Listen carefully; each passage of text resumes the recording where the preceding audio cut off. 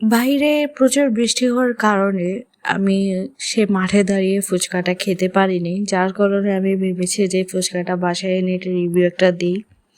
আমার কাছে এই ফুচকাটা অনেক অনেক অনেক মজা লেগেছে, তাই এটা নিয়ে একটা ছোট্ট রিভিউ দেওয়ার জন্য ভিডিওটা করা আর কি। আর ফ্যামিলি মিলে খাবো দেখে আমি জাস্ট 2 পিস নিয়ে জাস্ট ট্রাই করে আপনাদেরকে দেখালাম যে অ্যাকচুয়ালি ছোটো ফুচকাটা এইভাবে খেলে যে কত মজা লাগে। এখানে আমি 2 টক দিয়ে মিক্সড করে খেয়েছি, কিন্তু আমি সাজেস্ট করবো আপনারা ঝাল টকটা দিয়ে খাবেন, সেরকম স্বাদ। আমি আগে অনেক প্রচুর মিষ্টি টক খেতাম, বাট আমার জীবনে এমন একজন আসছে যে আমাকে ঝাল টক খাওয়া শিখিয়েছে। আমি তাকে অসংখ্য ধন্যবাদ জানাতে চাই, কারণ সে ঝাল টকের কারণে আমার ফুচকার টেস্ট আমি আরও বেটার পেয়েছি। সো আসসালামু আলাইকুম।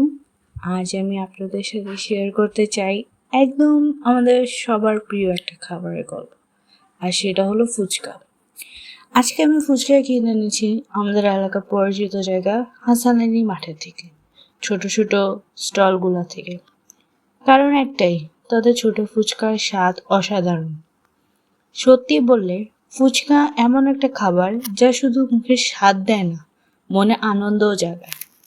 সত্যি বলতে ফুচকা শুধু খাবার না, এটা আমাদের সবার কাছে এক ধরনের আনন্দ, এক ধরনের খুশি। ছোট থেকে বড় সবাই ফুচকা খেতে ভালোবাসে। আজ আমি যখন ফুচকা কিনে বাসায় নিয়ে আসছিলাম, মনে হচ্ছিল শৈশবের কত স্মৃতি আবার ফিরে আসছে।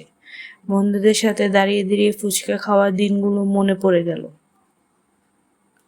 ফুচকার সাথে এক ধরনের আবেগ জড়িয়ে থাকে।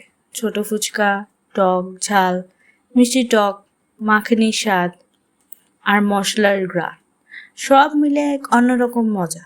ছোট ফুচকা খাওয়ার সময় যখন বলি, মামা একটু ঝাল দিন, অনেকে তো অনেক বেশি ঝাল দিয়ে খায়, তখন মনে হয় এটাই তো ফুচকার আসল স্বাদ।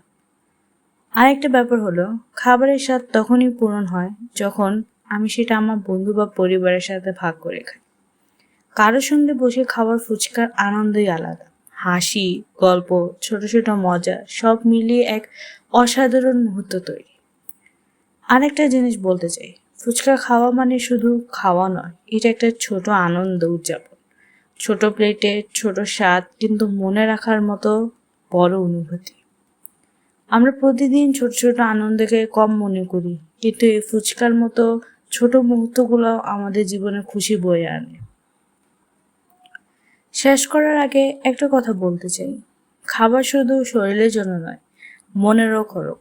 যেমন আজকের এই ফুচকা আমার মুখে স্বাদ দিয়েছে, আবার মনে এনে দিয়েছে হাজারো স্মৃতি। আমি এখনো চাই ফুচকা খেতে গিয়ে এই আনন্দটা মুখে ফুটে উঠুক। তাই বলবো, সময় পেলে আপনারাও যান হাসান আলী মাঠের কাছে। সেখানকার ফুচকা সত্যি একবার খেলে ভুলে যাবেন না। খাবারের ছোট আনন্দগুলো আমাদের মনকে সুখী রাখে, স্মৃতিতে নতুন রং যোগ করে এবং জীবনের প্রতিটি মুহূর্তকে আরো আনন্দময় করে তোলে। ধন্যবাদ।